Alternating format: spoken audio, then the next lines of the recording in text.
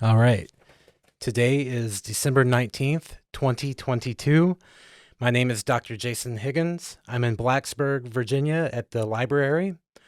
Joining me for an oral history interview today is a Vietnam veteran named John H. Woolwine. This interview is part of an oral history project called Crossing the Military-Civilian Divide. Before we get started, I want to make sure that I have your permission to record this interview. You do, yes, sir. Great. And then some brief biographical questions, and these can be short answer. Which branch of the military did you serve? Army, U.S. Army. And what years? Sir? What years? Active duty only from April 66 till April 68. I only had 2 years active duty, actually. I was on, that was the era of the military draft. Under the military draft law, we had a 6-year obligation unless someone was exempted from the draft. I was not. But so when I came back to the U.S. in 68, I was on standby reserve for 4 years before I received my discharge. But they weren't going to call me back because they had the military draft and plenty of men being drafted. So I had no expectation I would have to be, returned to service. But my discharge shows 6 years, but I actually active duty 2 years. So. And did you do a 12-month tour in Vietnam? Sir? Did you do a 12-month tour in Vietnam? I was there less than a year. I received orders to go to Vietnam in 1967. And that was the year of the big buildup, or a lot of GIs getting orders to go to Vietnam in 1967. And I was at Fort Benning, Georgia, called Fort Benning at that time. And a lot of GIs in Fort Benning got those orders. Their next assignment would be Vietnam. As I understood it, if you had more than 6 months left on your tour, they could send you. If you had less than 6 months, they would not. I had more than 6 months, but less than a year left. So I was not in Vietnam a year. I was there. I was actually in country probably a little bit less than 8 months, but during part of 1967-68. All right. And have you been wounded in service? I was not. No, I was not combat wounded. I had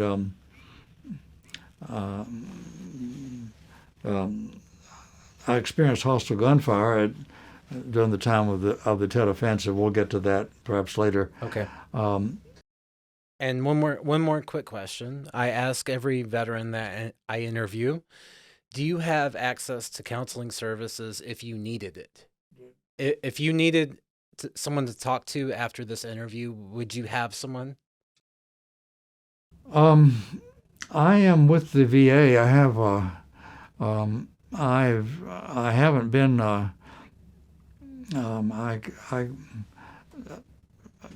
they have my name with the Veterans Administration Hospital. If I needed to go there, I would feel that I could do so. Yes, sir. Okay, thank you. All right, so let's take a step backwards, and I just want to get to know who you are and where you're from. Let's start with when and where you were born. Born at the old Lewis Gale Hospital in Roanoke, Virginia, and grew up here in Blacksburg. My family was a Blacksburg family. Okay, and what are your parents' names? My father went by Hogue. That was his middle name, John Hogue. And my mother, Frances, she went by Frances. They're buried at the Westview Cemetery here in town. What did your father do for a living? Well, he was in medicine. He was he had a medical a general practice medicine here in town. And did your mother work? She became a teacher, public school teacher. Yes. And she did. She taught public school, high school, chemistry and physics. Okay. Do you have siblings, brothers, or sisters? I have 3 sisters still living. And are you the oldest or youngest? I'm the next oldest. The one sister still living. Her picture is here. She was in Vietnam with the Army Red Cross. We were there at the same time.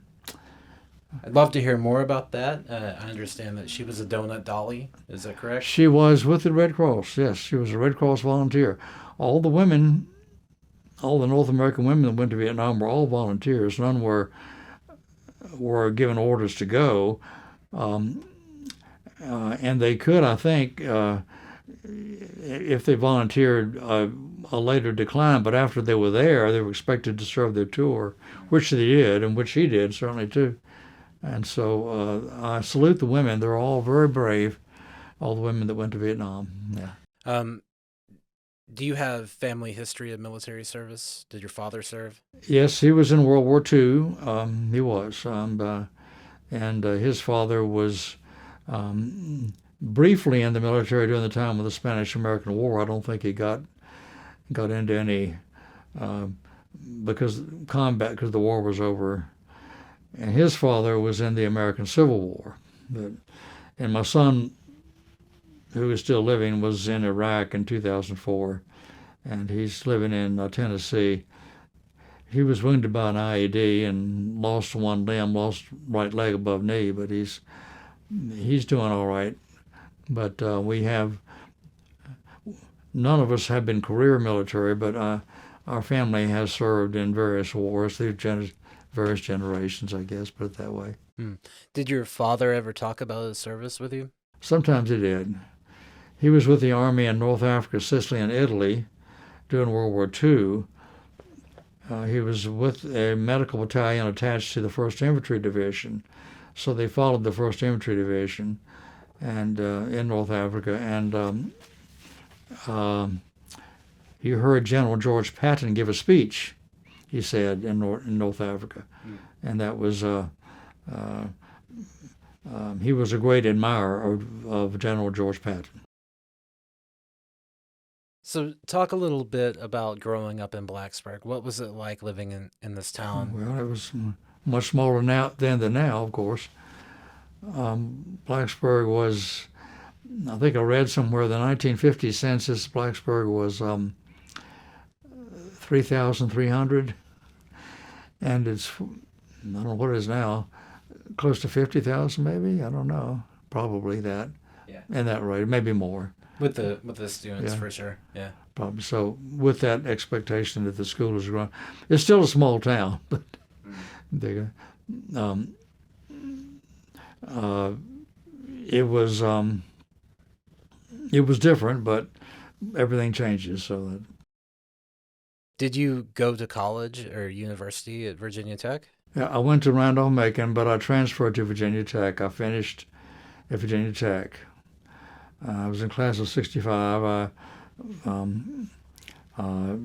got out of college, wasn't sure what I was going to do. I applied for the Peace Corps, thinking I might be a secondary school teacher.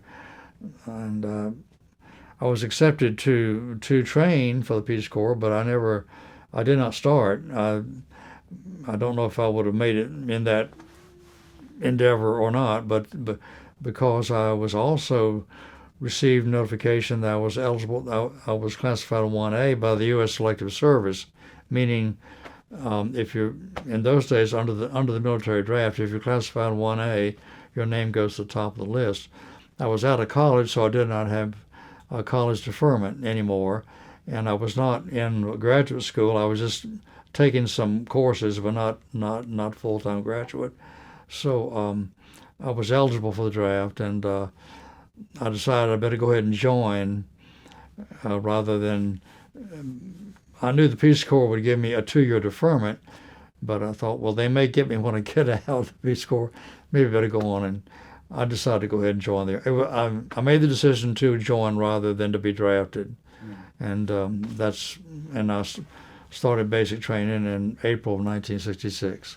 So before you were drafted, were you part of the Corps of Cadets? No, sir. I was a civilian student.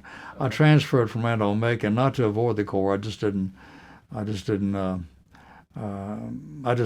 wasn't part of it. No, Okay. didn't. What did you study at Virginia Tech? What did I study? What was your major? Yeah. My degree was in general science. They don't offer that now, but they did then. And I had I guess I had a biology major and a minor in chemistry, I think maybe, and I think I had enough hours for a minor in chem. And uh, I'm not sure how they have it listed, but I think it just says general science was my degree. Any favorite traditions or anything that you remember from your time at Virginia Tech? Any favorite what, sir? Traditions or events? Hmm. Well, um, uh, well, uh, I joined a college social fraternity. Maybe that wasn't a good idea. I don't know. But it was. I made some friendships with that, though. I did, and uh, I, um, I had some good teachers at Virginia Tech. I did. I've come to appreciate them more with the passing of time, like a lot of things in life. Um, uh, the famous, the well-known Danish philosopher Kierkegaard said, "Life must be lived forwards, but it's only understood backwards." So I can look back and appreciate some of the teachers I had. The best science teacher I had. He may still be living, so let me just mention one name. The best science teacher I had in college was probably Professor Noel Krieg, who taught microbiology. Mm. He was very good. His enthusiasm was contagious, and that's always true. Enthusiasm for anything is always contagious. And he was young, right out of grad school, I believe, when he came here, and he was youthful and brought that youthful enthusiasm for his teaching. I believe it influenced us in a positive way. Yes, sir. I understand that you're married, correct? I am. And when did you meet your wife? I'm in my second marriage. Okay. We met in 2002 and married the following year. So, and we're still together, and we have a good marriage.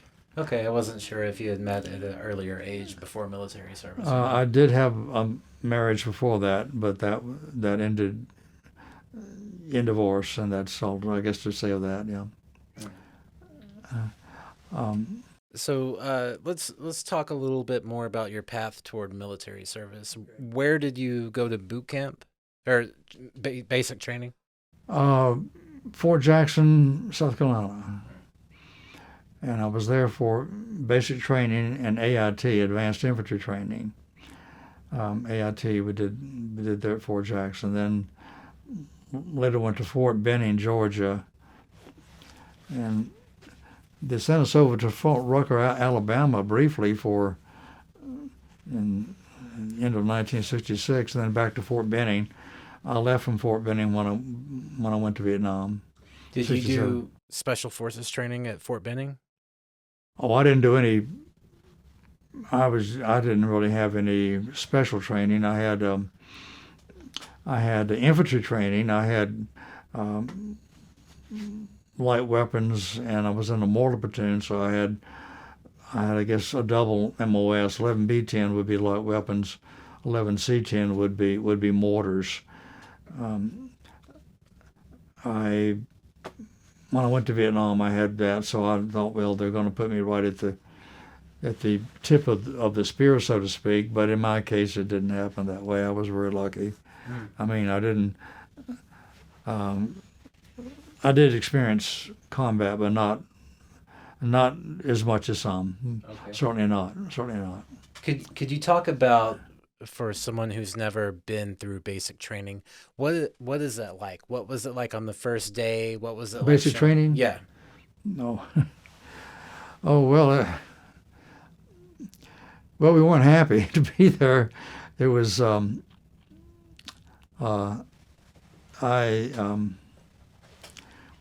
we slept in barracks that were unair conditioned. That's not a big deal, I guess, really. Slept on double-decker bunks, the barracks they had so many GIs processing because of the military draft and the expectation of the big buildup in Southeast Asia, that we had so many men going through basic training. The barracks were full of GIs, and just a lot of men going through the basic training and all.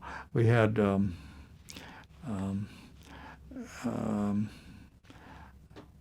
I don't know how much to say of it. It's I have memory of it.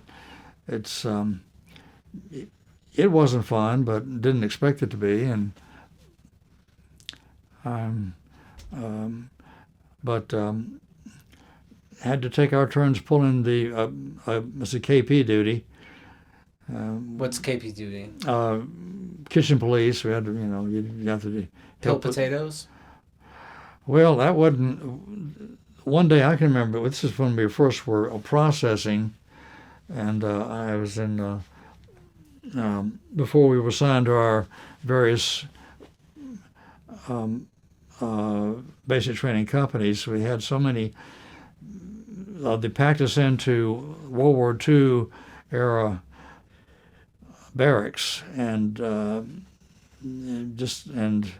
remember they had so many GIs. The bunks were very close, looked like on a ship or something.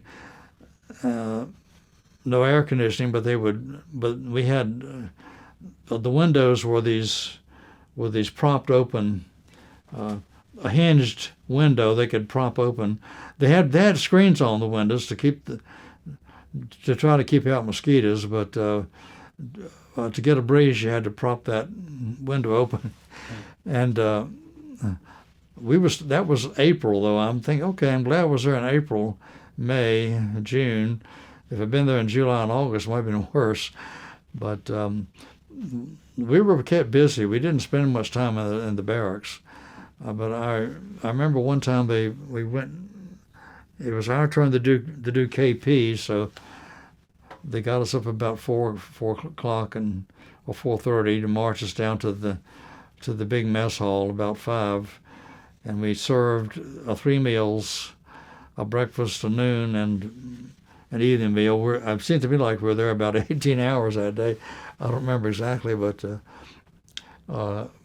they had us doing various jobs, and I was given the job of washing the trays, the food trays. Not because I have any experience with that, but just said, okay, we need 6 guys here, 8 over here, just shuffling us around as well. And I ended up on the end running the food trays through wasn't much food on those trays because the guys were hungry. They ate all of it, so I didn't have to worry about that. But I had to, and I did, and we would do that. Then we got to sit down and eat. Then we got ready for the next meal. Only had to do that one day. And then some more GIs would cycle through the next day. But I think I was probably thinking along the line, even though it was mostly standing up all day, I was probably thinking, this isn't so bad. Maybe I should volunteer to be a cook's assistant or something. I could just work in the mess hall or dining hall. Maybe that's better, but I didn't do that.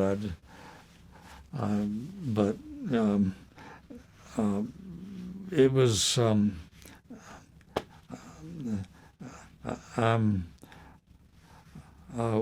I can't say that it was necessarily bad. We were sometimes sleep deprived. We had to do some exercises and some drills and some things that probably none of us really wanted to do. Some hiking in sand with a full pack and rifle, M14 rifle on the back and the steel pot. I have a picture of that helmet, the kind of helmet that we wore, and we would do like a 20-mile. I guess it was about 20 miles. And last week we were there. We had to do the live fire, crawl under the barbed wire, and they fire a machine gun over your head, and it's well above head level. Unless someone stands up, they won't get hit. But it's to get us accustomed to to gunfire, and I don't think any of that was especially difficult. I mean, it wasn't like going through any kind of specialized training. It was just basic training that all of us had. Every clerk, every dishwasher, would have to go through the basic training, and then after that, it was 8 weeks of basic training, and after that, they would go to, if there were going to be a clerk, they would go to that, and I went to the infantry AIT, and that's just where they had me going, so that's what I did.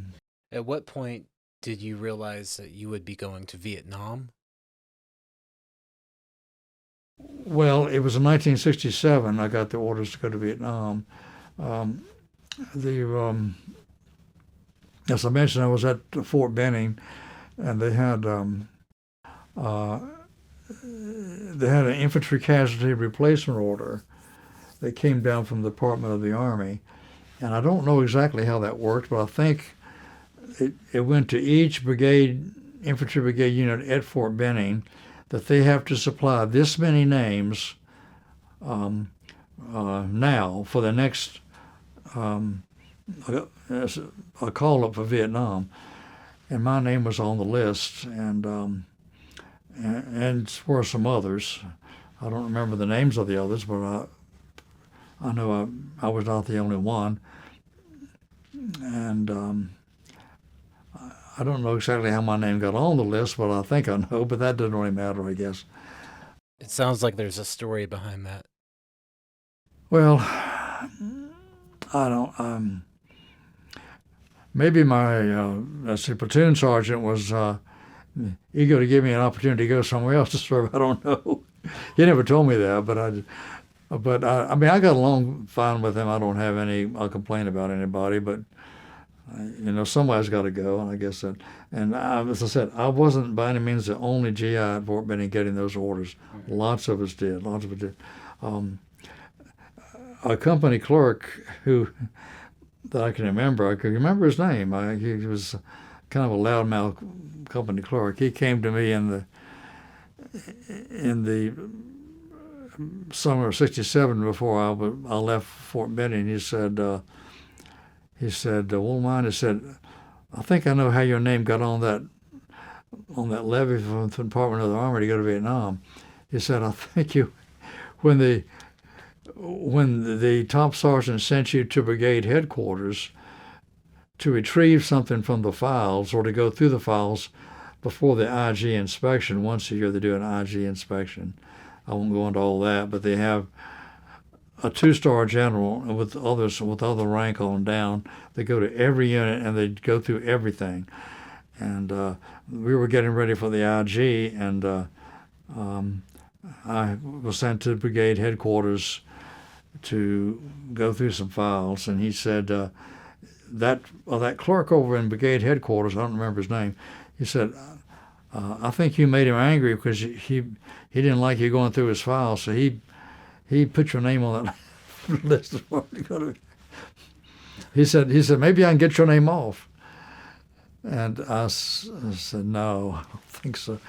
No heroics on my part, none, but I think I said, Mark, I can remember his name. I said, Mark, I said, I'm tired of Fort Benning. I think I need to go. Let's just get this. Don't change anything.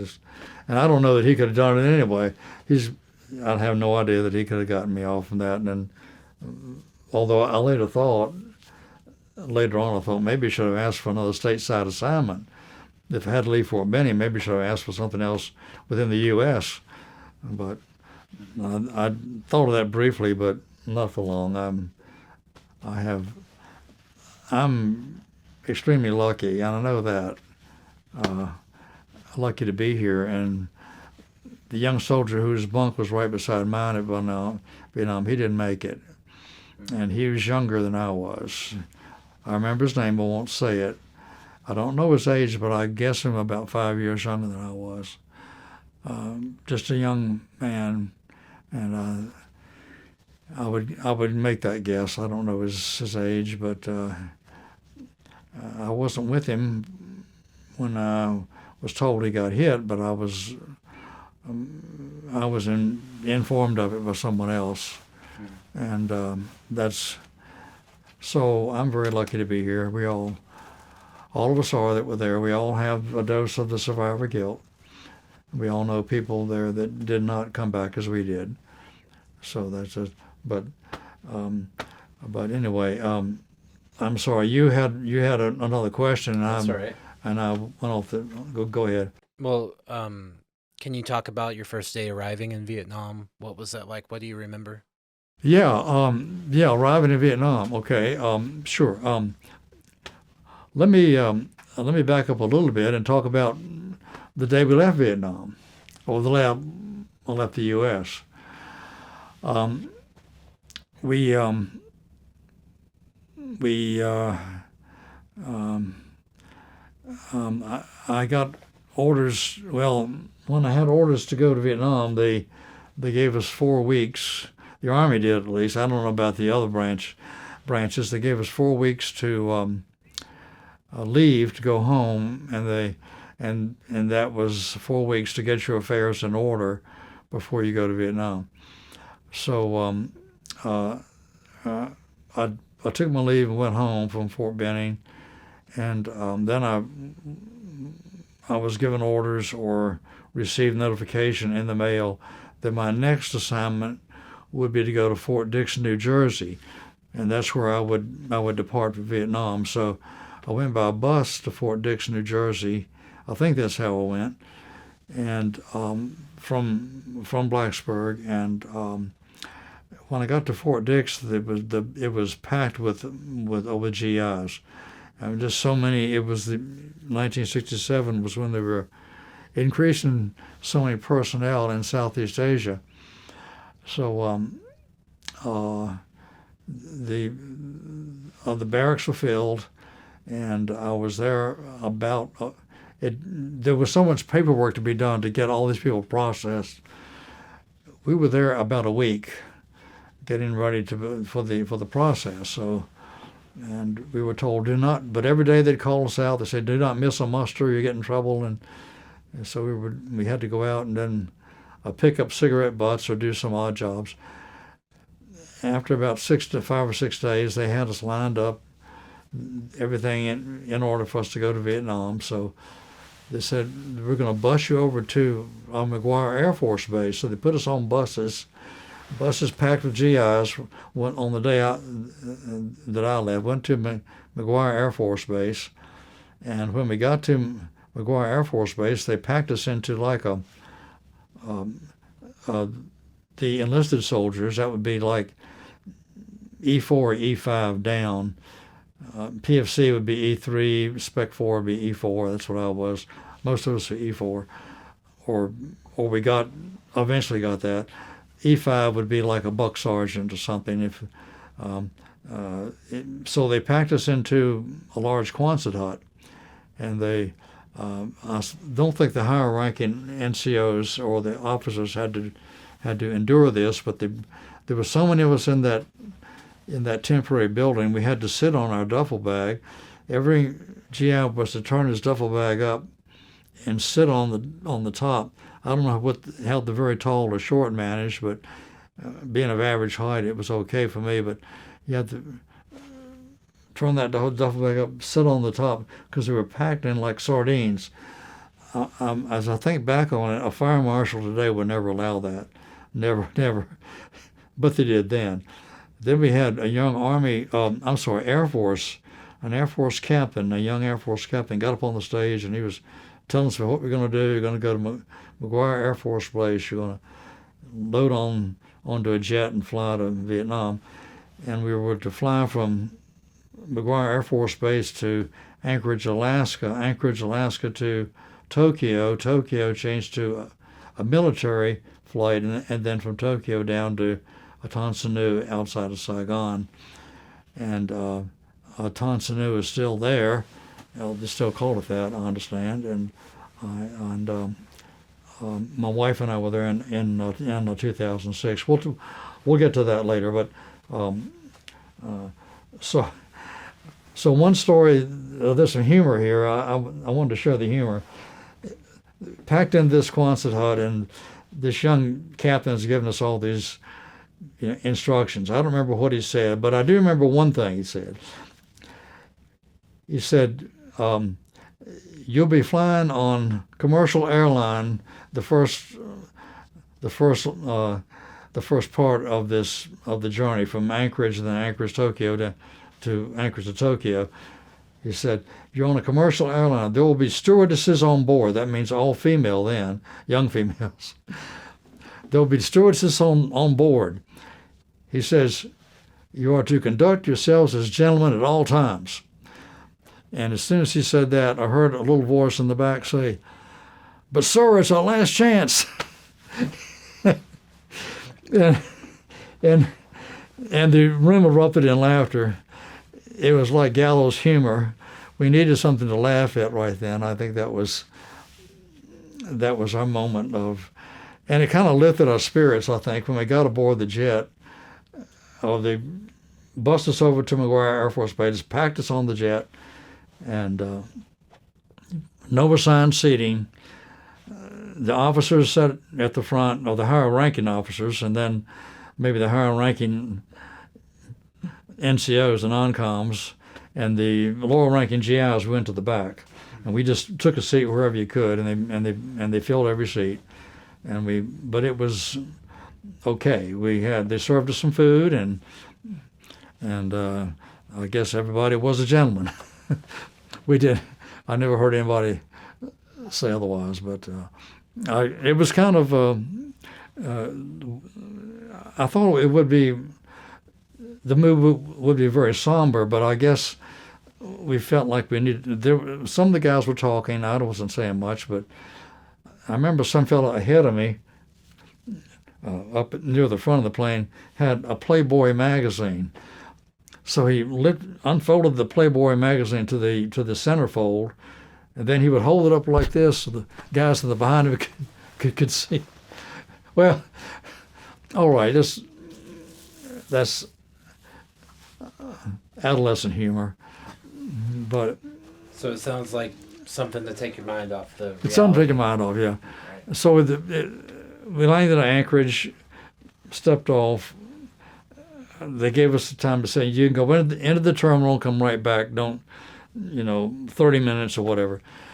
We were wearing short-sleeved khakis when we left New Jersey. Stepped off in Anchorage and realized it's much too cold for short sleeve. But flew on the Tokyo, flying with the sun. We left in the morning, flying with the sun. Got in Tokyo around dusk. And I remember looking down 5 or maybe 6 o'clock p.m. I don't remember the time. I wasn't looking at my watch, but being from a small town, I was impressed with all the lights and traffic of a big city like Tokyo at that hour. But we changed flights and got on a military and arrived in outside of Saigon at night. I don't remember the arrival time. I'll say circa midnight. Around midnight, we arrived in Saigon, and I remember as we're coming into Saigon, or we landed at Tan Son Nhut Air Base right outside of Saigon. Coming in and looking down, we could see helicopters around the landing area dropping the parachute flares. It's a flare like a phosphorus illumination flare dropped from with a parachute that just dropped from the chopper, and that is to illuminate the area if the power is out, which may have been. There must have been a red alert. We knew something was going on. We could tell, and something was going on down there. I think that made us a little bit apprehensive. So when we landed, all the GIs got off. Our duffel bags were unloaded off the belly of the plane, dumped on the tarmac. Each GI was to claim his own duffel bag. They have your name stenciled on it. We had to carry our duffel bag, walk across the tarmac and there was some GIs in a Jeep with a 50 caliber machine gun, looking across, and maybe maybe it was a red alert that night, but there wasn't an attack on us right at that moment. I don't know. Then we had to go into a processing center. The processing center in 1967 was probably going 24/7. They probably had sergeants and processing GIs in and out. There was so many men going into Vietnam in that time frame, 67, 68, and maybe the taper down comes in 69, 70, I think. But when I was there were a lot of GIs going to. Did you arrive with anyone that you knew? Sir? Did you know the people that you arrived with? Did I notice them? Did you know them? No, I didn't. I didn't know anyone that I arrived with. I didn't have that experience. I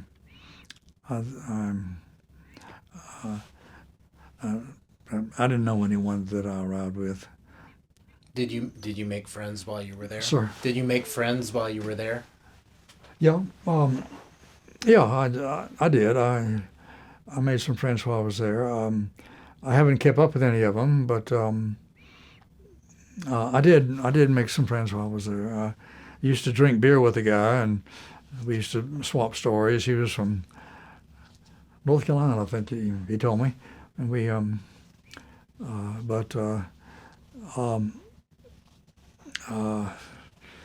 it was just kind of, well, you go there and do your tour, and you get over it, and hope you survive it. And all the guys I were with, none of us had a specialized training. I mean, there wasn't the special forces or the Rangers or those that those are the elite corps, and I wasn't a part of that. And the unit I was assigned to, I don't think we had any of those groups with our. I was assigned to the 199th Light Infantry Brigade, which was probably mostly a draftee unit, maybe some volunteers. I don't know. Were you older than a lot of the other guys? Yeah, I was. I actually celebrated my 25th birthday en route to Vietnam. Wow. Yeah. Well, I was celebrated. I mean, I was older, and maybe that was. I thought, well, that these guys are younger and they're going to be, they'll have better reflexes or something. They'll survive. I won't. I don't know why I would think that. But I guess but I can remember when I got on the plane, walking back to look for my seat, and I'm looking at the faces of some of the GIs that went on before me, and I can remember some of the faces. I did not recognize anyone, but I can remember some of the faces. They looked to me so young. Guys maybe just out of high school. A lot of them were just out of high school. And I think back on it, I was older than they were, and I was, and they seemed so young to me, and why should I feel sorry for myself? Well, I don't know. I guess we all waste too much time feeling sorry for ourselves sometimes. I don't know. But anyway, I'm sorry. You were going to something. That's right. Could you talk about what was your daily life like in Vietnam? What was my daily life? Yeah. Well, I was assigned to the 199th Light Infantry Brigade, but I did not go out on combat patrol. I did go out of the base a number of times. I went out on assignment, and once I wasn't supposed to go out. I carried food to the children in the orphanage. I wanted to talk about that, but I didn't go out on combat patrol. The only time I experienced combat was during the time of the Tet Offensive, that began on January 30, 1968. And our base, like almost all the units in Vietnam, was subjected to hostile fire. But where were you located at Tet Offensive? Where? Where? You mean where was I located in the base, or what do you mean? Yeah. What was your base? Where were you at the time of the Tet Offensive? Okay, well, we were. I was assigned to the 199th Light Infantry Brigade, which was. I can show. Well, we'll have to get this. Okay, so this is the map of Vietnam, showing north and south. The nation was divided in north, and we were in the south, and I was. Here's Saigon. I was east of Benoit. Benoit's in here, so we were just east of Benoit in this area, just northeast of Saigon a little ways. That's where the 199th area of operation was. This is what they call 3 Corps. Vietnam was divided into 4 Corps areas. I Corps was up here. The northernmost part was I Corps. 2 Corps was here, and doesn't show on this map, but it was about from here down to here. And 3 Corps took in Saigon. 4 Corps would be the Delta. That would be down here. The lower part would be the Delta. I was in 3 Corps. My sister, when she was with the Army Red Cross, was at the 85th Evac Hospital in Queen Yan. So she was in 2 Corps, and she was there. She went there before I did, actually. She went there in 1966, and at the end of '66, she returned the first week of January, or maybe she went the first week of January '67. She returned in first week of January '68. That's right, because she thankfully she was out of South Vietnam before the Tet Offensive, and I'm thankful for that. We met in Saigon. We're not the only American brother and sister in Vietnam at the same time. I've learned that recently. But here's a picture of my sister. We met in Saigon in 1968 in January. That was before she returned, and I was able to get into the city. And anyway, and I was going on R&R. To let me have that, but I was able to get in to see her briefly before she came back, and that was early January '68. So anyway, we were there at the same time. But not the only U.S. brother and sister. I've learned of at least one more that I don't know them, but I have read of them. And but anyway, that's right. Well, So, could you talk about the Tet Offensive? How long did the intense combat last at your base? well, the the Tet Offensive. It was. I have read that it. What I know it, what I think I know of it, is what I have read of since. When I was there, I wasn't informed a great deal about it. I was. I mean, I guess I knew as much as anybody else among the enlisted personnel, but I didn't have much. I was like E4, which would be like what, a corporal, I guess. So I didn't have a lot of rank, and I didn't. But it began on January 30, 1968. You may have read of it. It was a coordinated attack to try to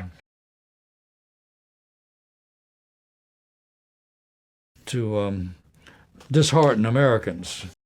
And if you read of it, you're probably aware that the U.S. and our allies were able to regain all the ground that the communists took, but the victory was in the living rooms of America, and that's where the war was to be won or lost. And I guess we lost because after that, many Americans began to think, well, maybe this war is not worth it.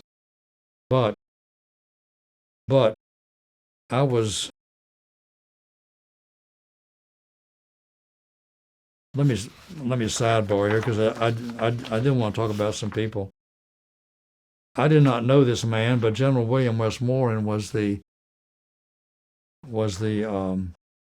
commander of all Allied forces in South Vietnam at that time, and his career, he's been somewhat criticized for his service as the top commander of all Allied forces. But I'm not going to say that. I won't say that of him. I never met him. I heard him give a speech here in the U.S. some years later. He's now passed away. But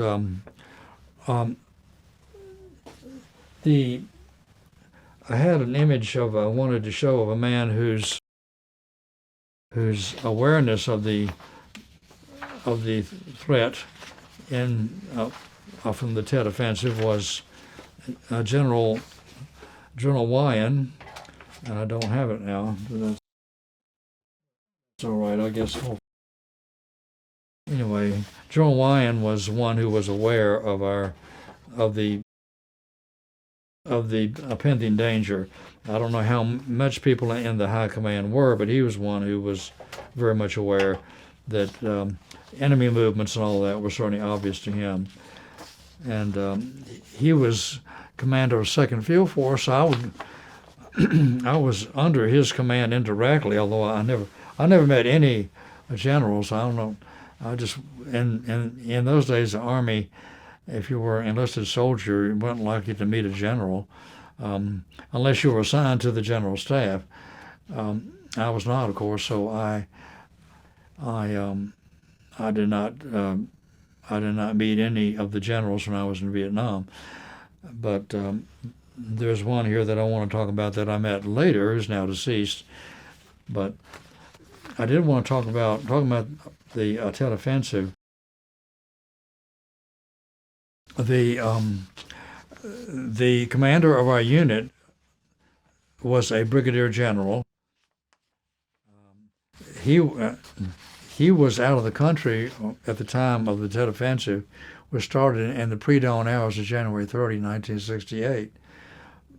And he was out of the country.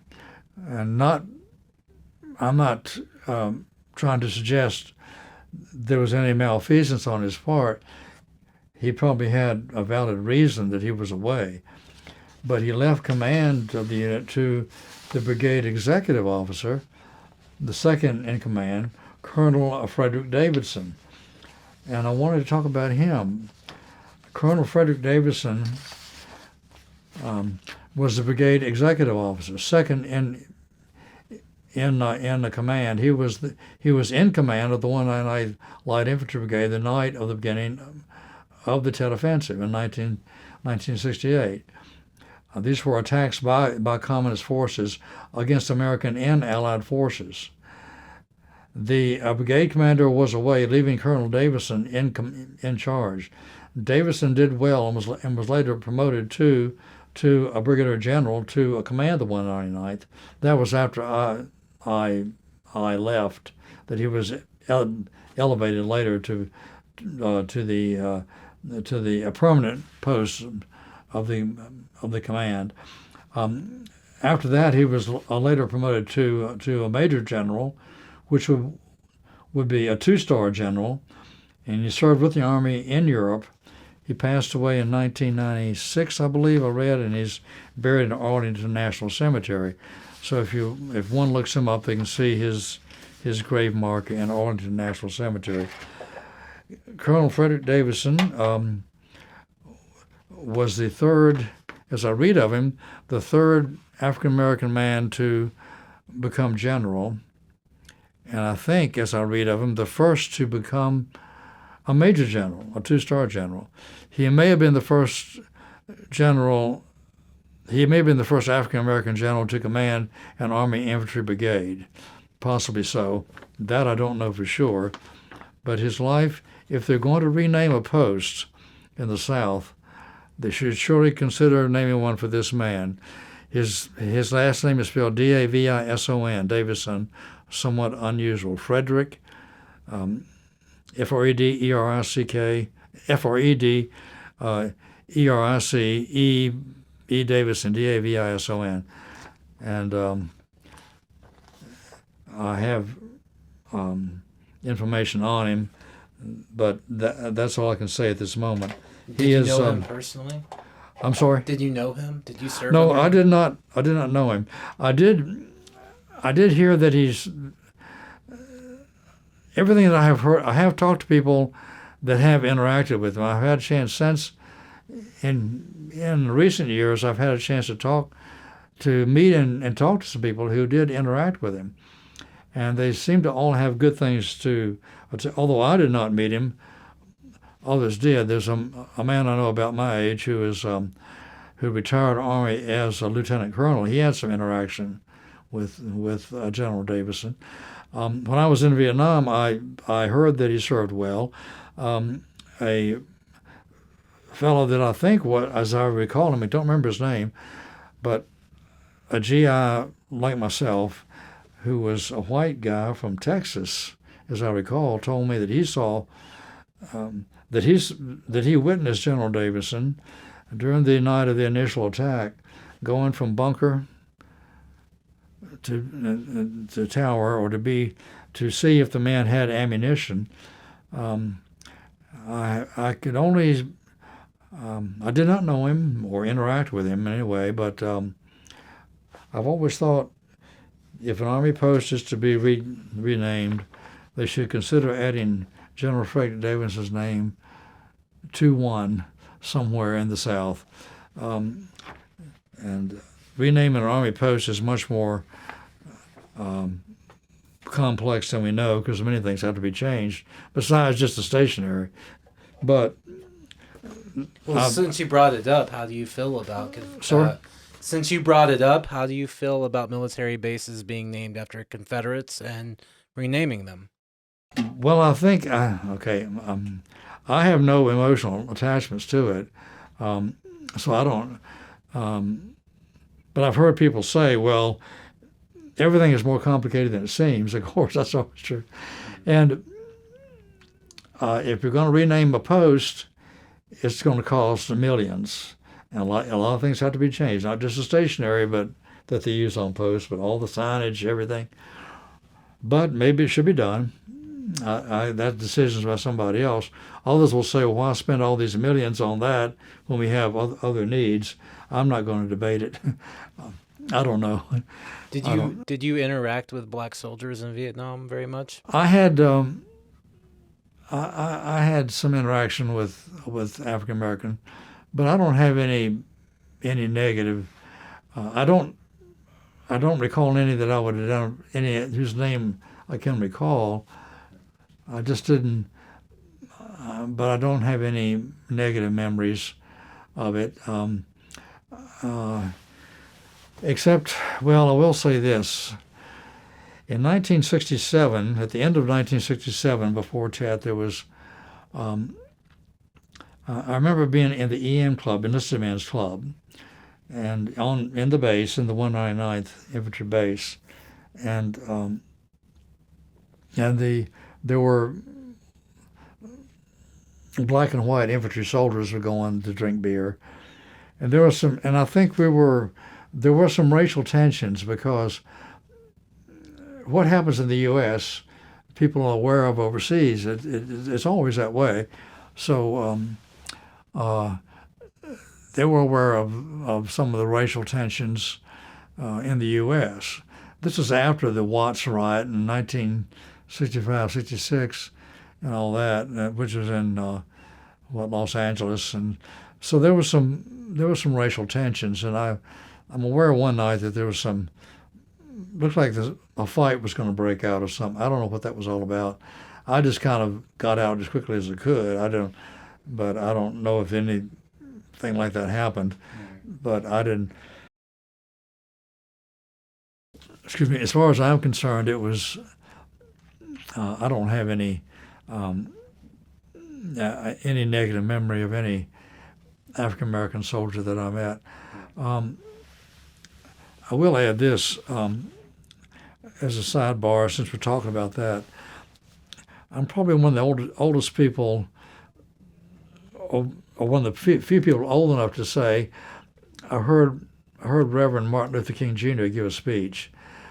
Now, this is no achievement on my part. I did not achieve anything in this, but I remember being in the audience, hearing him give a speech in March of 1965. I can remember where I was and what it was. It was a Methodist Youth and Missions Conference in Lincoln, Nebraska, for college-age Methodist youth. And I was there in 1965, and I heard him give. He was the last speaker of the week, and we were there, and he gave a powerful speech, but there was no meet and greet. But I share that just as an old man memory, as there aren't many people left living that have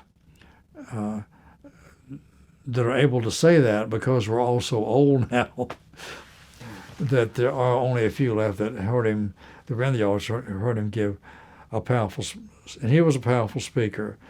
And when I returned to the U.S. in April of 1968, it was right after the assassination of Dr. King. He was shot and killed in Memphis on April 4, 1968. And I arrived in San Francisco about 2 a.m.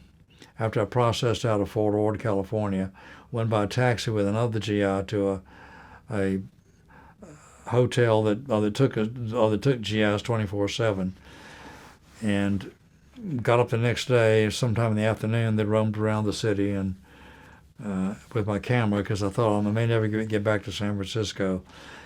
And the city was a lot of emotions, but I had one set of civvies, pants too short and too tight, and a shirt and I had a very short haircut because I'd just gotten out of the Army.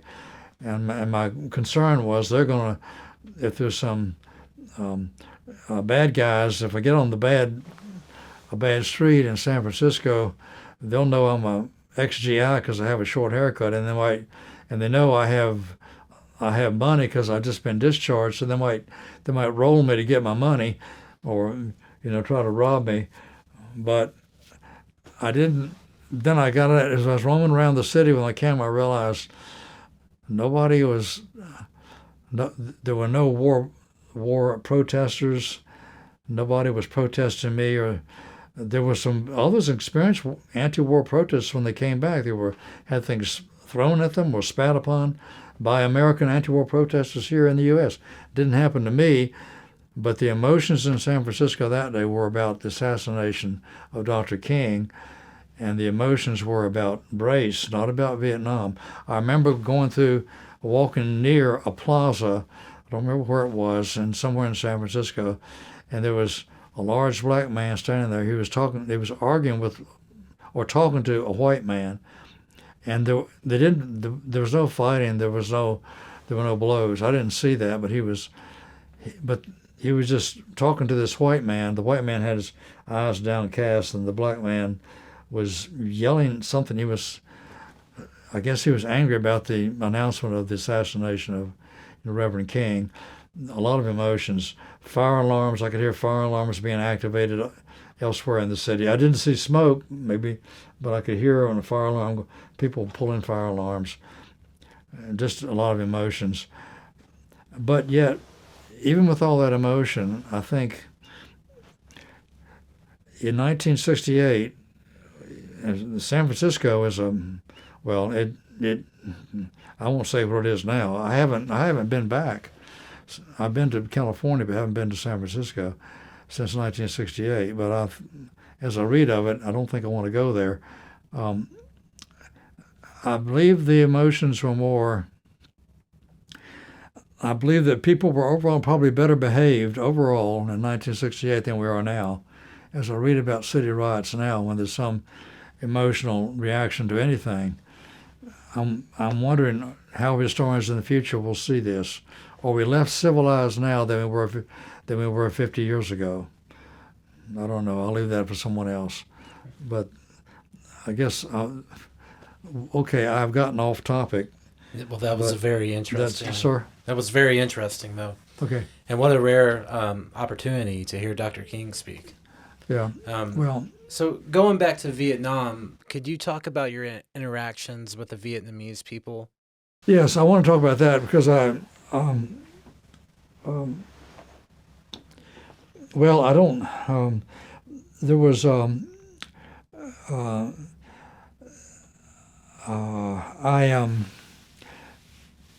there were Vietnamese, South Vietnamese people working in our base camp. They came in to do various daytime jobs, and they were paid by the U.S. military. So some were used in the dining hall as assistants to the cook. We didn't have to pull a KP duty in Vietnam because they had South Vietnamese help to assist. So there would be like a mess sergeant over the directing the food preparation. And I guess they maybe had a few GIs who were assigned to as a cook assistant. Much of the work was done by South Vietnamese, mostly women, that came because there was an opportunity for them to make some money, and they'd get paid by, and they didn't get American dollars. They got MPC, military payment certificate, which they could redeem for their currency. So they got paid for their work, and I remember the first meal I ate in the base, and when I first arrived, I went through by the chow line, and there was somebody back there making biscuits. I think I don't remember, but roll the dough out and scoop everything that falls in there. And I broke open my biscuit. There were 2 roaches baked in the dough.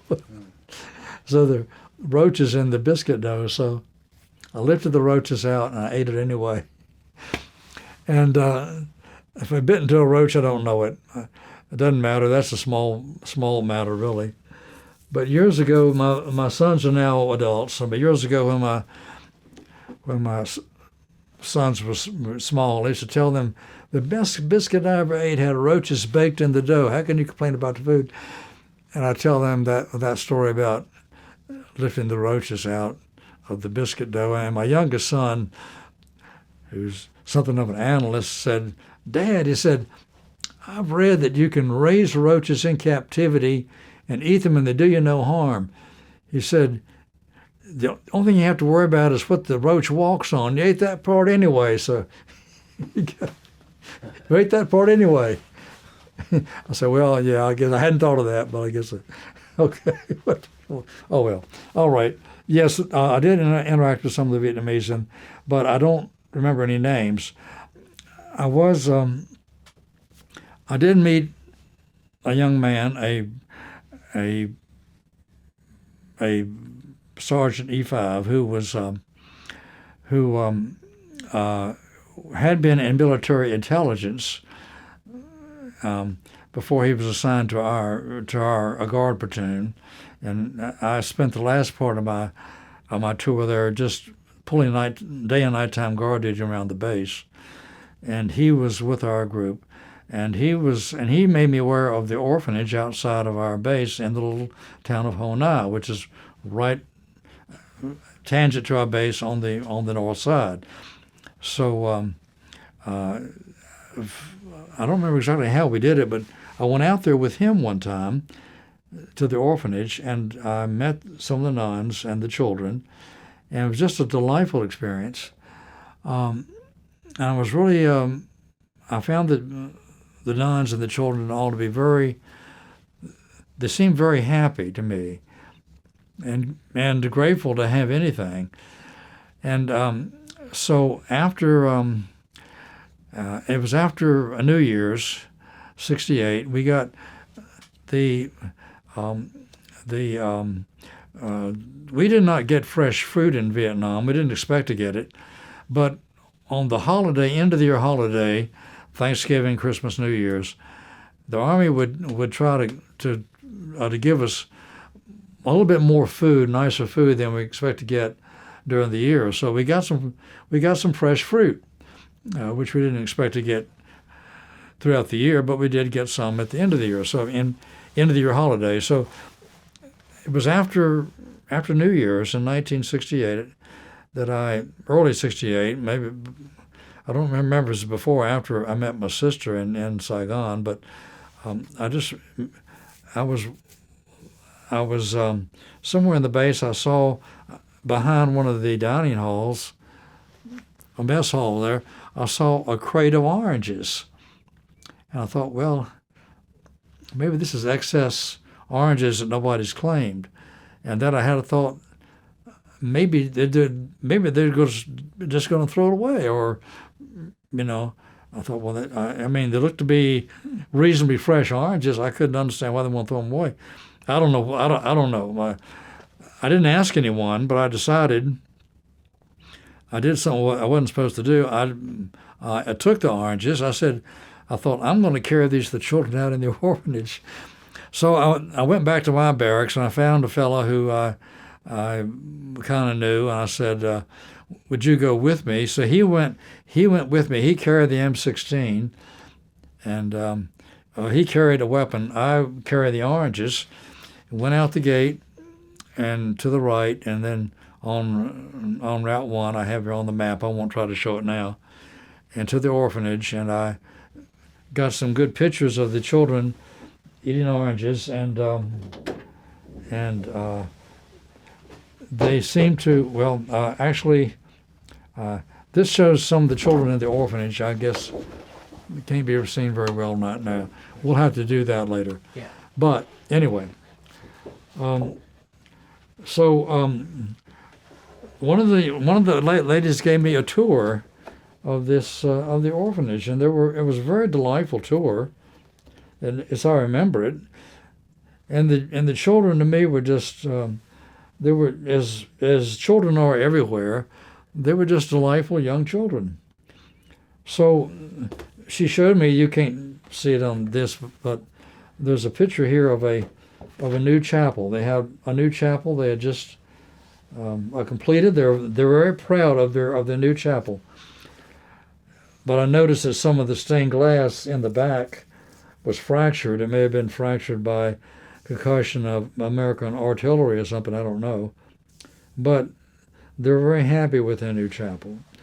And so when it came out, I snapped a picture of this young nun in front of the chapel, and she didn't want her face to be seen, so she shielded her face.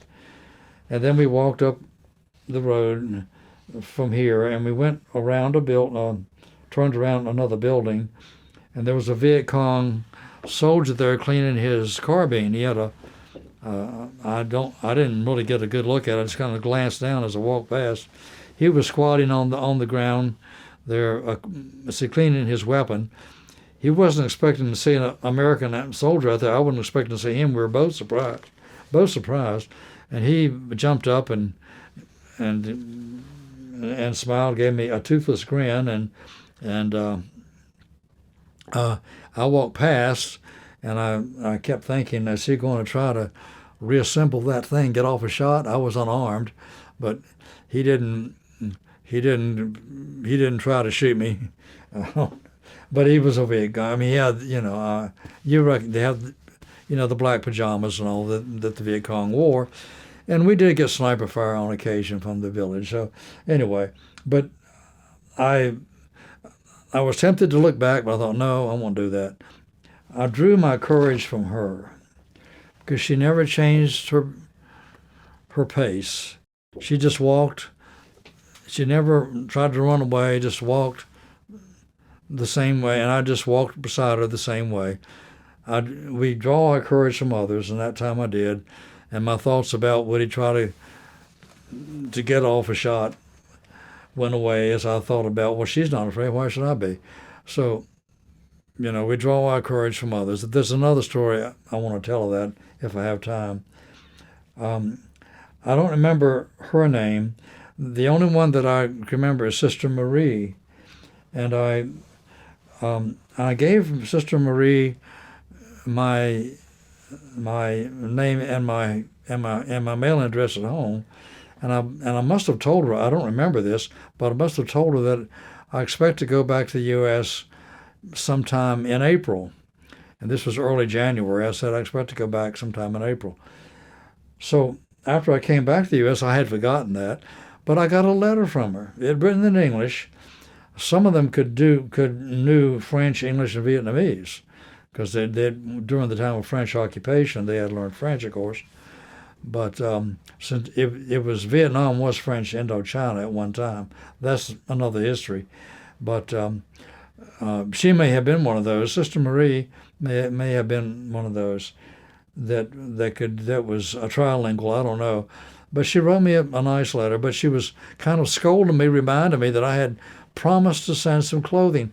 At that time, I was single, unmarried, and I was dating a young lady who was teaching in fourth grade public schools. So I wrote to her and said, maybe your children would like to gather clothing for the children in Vietnam, and she agreed that they would. So when I got back, I made contact with her, and I kind of didn't think too much about it. When I got this letter from Sister Marie, she was reminding me, you promised to send clothing to the children, so we haven't seen the clothing. Or I saved her letter for a time. I wish I had it now. I kept it in the upper dresser drawer for years, and then, like so many other things, it's gotten away from me. But I did send the clothing, and I was glad to hear from her because I was concerned about what happened to the children and the nuns during the time of the Tet Offensive, because after Tet, January 30 in February, I wasn't able to go back out into Ho Chi. It was off limits before, but strictly off limits afterwards. So they weren't going to let me go out there unless you went through on combat patrol, and so I wasn't able to go back out there. And I was glad to know that they made it through the Tet Offensive. In 2006, my wife and I went back to Vietnam, because I wanted to try to find the orphanage, or where the orphanage used to be. So we were in the Philippines, and we decided to make a side journey back to Saigon, which is now called Ho Chi Minh City. Official name is Ho Chi Minh City. Some people there still call it Saigon, especially the old part of the city.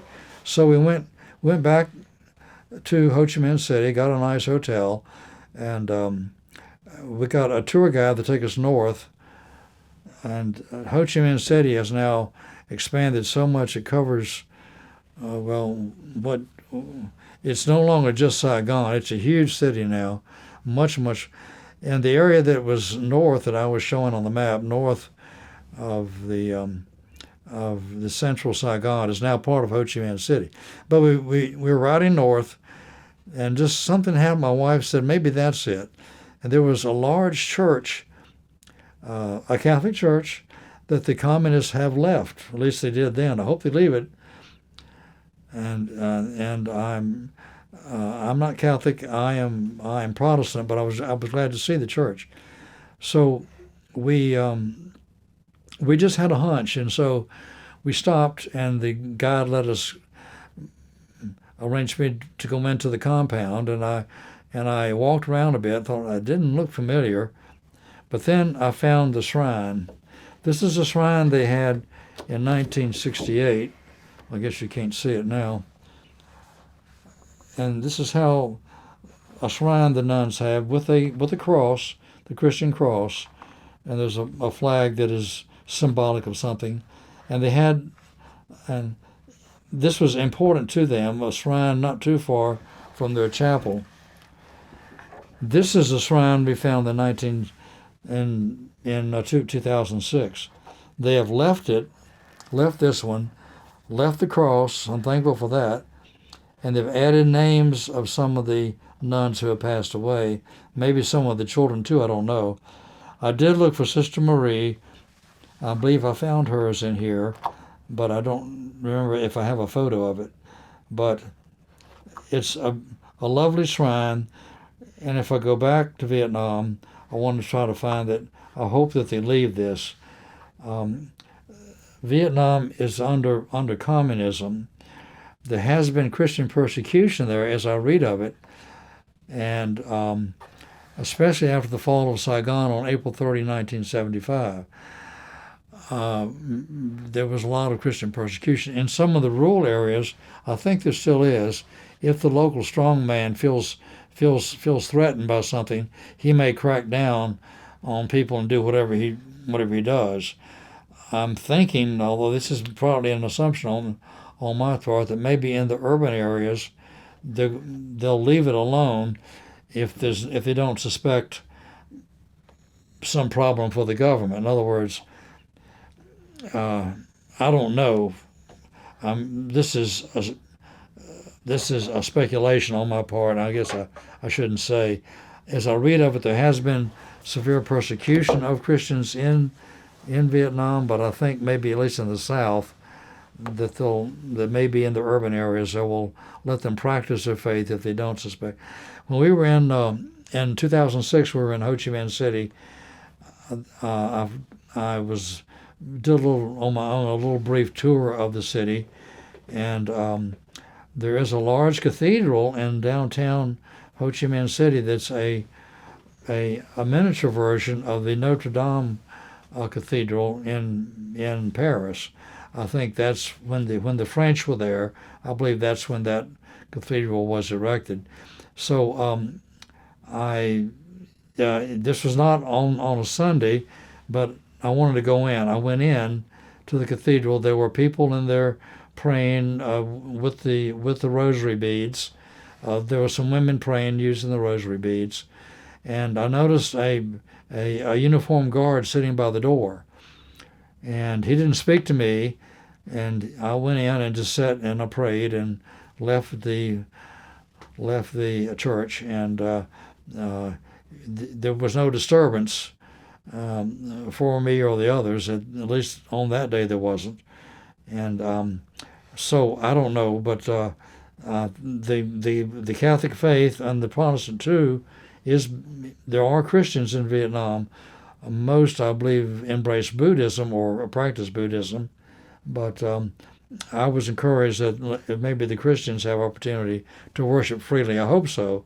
I hope that is the case. But anyway, the nuns, Sister Marie is the only one whose name I can recall, and so I wrote this as a tribute, and I display this in my memory of the nuns of the village of Ho Nai.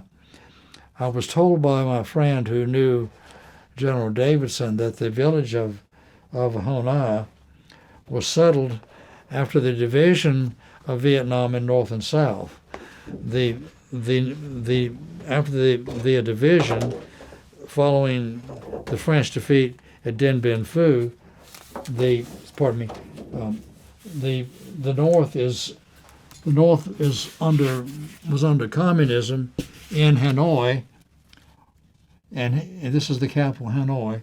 The South, the capital in Saigon. But he told me that the town of Ho Nai was named Ho Nai because some of the people that settled there were people that left Hanoi and they came south to avoid communism, and they settled north of Saigon and settled in the town, and they called it Ho Nai, reversing the O and the A. So Hanoi is spelled similar spelling to Ho Nai. They just reversed the O and the A. So maybe these were the people that were trying to get, well, that's the story. I haven't documented that. And now this is all part of Ho Chi Minh City anyway, so I don't think anybody calls it Ho Nai now. It's all part of Ho Chi Minh City. I hope to go back if I can, if I live long enough. I feel bonded to the culture in some ways, and even though I wasn't there very long. I wasn't, but the nuns have always inspired me, and they still do. And their memory I don't want to be forgotten. That's part of the reason I want to tell this story. But I have some more stories about people who have inspired me, but maybe I'll have a chance to get to that. I don't know. Would you have another question? Or No, I think you should tell the stories that you do you want me to just talk about? Okay. I did want to talk about this man, who is, to me, the greatest man I've ever known. Father Charles Angelo Litke. That's how we knew him. We knew him as Father Litke. He was our chaplain in the 199th Light Infantry Brigade, And I can recall 3 conversations I had with the man in time I was in Vietnam. So I guess I will claim that I knew him, if that qualifies, having 3 conversations with him. But the first time I met him was my first week in Vietnam, and I went by his. I was walking one night, and he was in his tent. He had a 16 by 16 wall tent, and that served as his chapel. And I expect you heard a lot of confessions in that chapel from the Catholic GIs. But I heard him playing his guitar. I used to play guitar or something, so I poked my head in, and he invited me to come in and sit down. So I sat down. We had a very pleasant conversation, and he had electricity. We had gasoline powered generators to. We didn't have air conditioning in our base, but we did have a light bulb when we had power, and he had power in his tent, and he had a small refrigerator like a college student might have, just a small miniature fridge, and he said, "Would you like a beer?" He threw open the door of his refrigerator. I think he had some of that on a 3-2 beer, half-strength beer, the kind they served us in the EM club, enlisted men's club. He had some in his refrigerator. I felt it was kind of strange, a Catholic priest offering me, a Protestant guy, some beer. I never had a Catholic priest offer me a beer. I don't know why that seems strange to me. I think I turned him down on that one. but I didn't realize the man that he was. He was truly every bit a great man, every bit.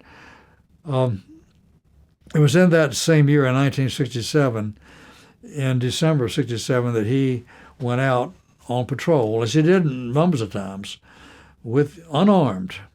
He went out on patrol unarmed with some of the GIs, and he was with a group from Charlie Company, a 4th of the 12th Battalion, and they came under fire. And this was in December of 1967, the same month we were in. And they came under fire, and he rescued a number, carried them back to a medic where they could be treated, carrying at least one man that was reported on his chest. Litke crawled on his back, carrying this man on his chest. Father Litke was a former college football player, a former college quarterback. But as I heard the story, the man he was carrying was heavy set, so he had to put him across his chest and move on his back to get him to the medics. He rescued many Americans. I don't know how. He was awarded the Medal of Honor. This shows him with the Medal of Honor. That was after he came back from the U.S. The last conversation I had with him was in March of 1968, and I went to his new chapel. He had a new frame chapel. The engineers had just built him a new frame chapel. He seemed to be very happy in his new chapel, and I just had a brief conversation with him. I think he was aware then that he was going to be nominated for the Congressional Medal of Honor, which he did get, but I don't think he wanted it. If this book is about his life, because he returned the Medal of Honor as an act of war protest, not about Vietnam, but about the Reagan administration policies in Nicaragua in 1986. That gets into the 1980s, and the war opposition of that time wasn't Vietnam, but it was the Reagan administration policies regarding the Iran-Contras and that's another piece of American history to be read about. But he was in opposition. He was now out of the priesthood and out of the army, and he returned the Medal of Honor as a protest. And there's a picture of that in the book.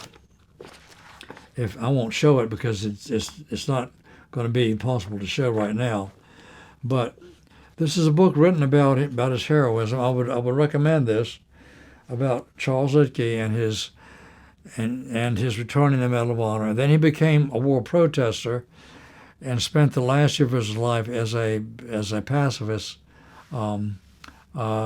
protesting wars. And I'm not in favor of awards for valor being returned for any reason. Certainly not the Medal of Honor, which is considered the most highly honored military award of any. As I read of it, I think Father Lidke, or Charles Lidke, is one of two Medal of Honor recipients who have returned them. Others have not. I hope they don't, because I don't want to see it returned. On the other hand, I respect the man because he did what he believed was right for him to do. He went into combat, then he helped others, and he became a war protester, and that's how he ended his life. I heard that he died in January of 17. I did not feel like I could talk about him while he was living because I didn't know that he wanted anybody to talk about him. I did have some minimal communication with some people that knew him after Vietnam, after his service, after he got out of the Army. And I got the impression from them that maybe that Lidke didn't want anybody to talk about him. He did not want to draw attention to himself. That was he was not that kind of person. But the book Renunciation, I would recommend. Let me add this: I did not write the book. I have no vested interest in this book. I have no connection to the publisher or anything. But I would recommend it because Renunciation is a story of his. He did not write it. He is the subject of the book. It's a story of his decision to become a pacifist, a war protester. And he died in January of 17, so I have read. And this is not a political statement, but somebody said it's probably a good thing he didn't live long enough to see Donald Trump become president. That would not have made him happy. But that's enough about that. Well, I can imagine if he his opposed politics Reagan. and mine aren't the same. They don't have to be. I still admire the man. I consider him the greatest man I've ever known, even though I only had 3 conversations with him in my lifetime. I say that I know him. And as I read of him, I feel that I have gotten to know him better. There's a picture of LB that can be found, and it was in November of '68 that the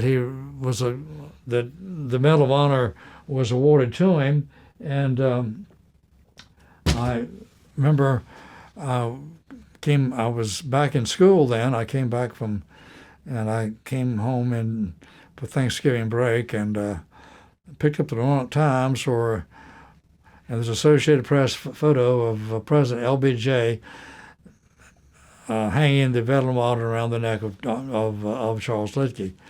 And he was in his uniform, still wearing uniform, and receiving the medal, but his eyes are downcast, and I just had the thing, I wonder if he really wants it. Well, I guess he not, because he returned it in '86. So he received the Medal of Honor in '68, returned it in '86 at the Vietnam Veterans Memorial. And I don't know if any other medals of honor have been returned. It's that award we hold in highest esteem of all medals for military. So, but his renunciation was, it is what it is. Years ago, I used to go to a Vietnam veterans event in Richmond, and they moved it to Hampton, Tet 68, and I met some people there who were also in Vietnam during the time of the Tet Offensive. And I asked the organizer once if they'd let me speak about this man, and I was denied. And I think they said, well, I think one of the reasons they said was because, didn't he return the Medal of Honor? And I said, yeah, he did. Well, I understand why some veterans would not want to maybe have someone speak of him because he returned the Medal of Honor, but I suppose one could argue that he was a man of conscience, and he did what he thought was right. And I would not fault him for any decision that he made. His politics don't have to be like mine. We can be. I will always admire him and consider him the greatest man I've ever known. Wow. And that's enough about him, I suppose. Mr. Woolwine, I want to thank you for sharing your Well, story thank you with for me letting me do today. this.